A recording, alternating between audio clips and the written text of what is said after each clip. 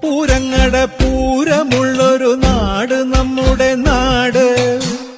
ഓണത്തിന് പുലിയിറങ്ങണൊരൂര് നമ്മുടെ ഊര്. ഇപ്പറഞ്ഞ നാടിന് കരയേഴുമൊട്ടുക്ക് പേര്.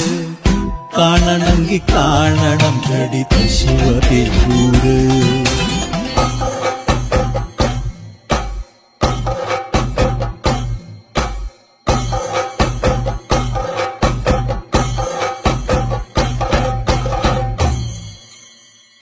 നാടിനൊത്ത നടുവില് പച്ചക്കൊട പിടിക്കണ കാട്.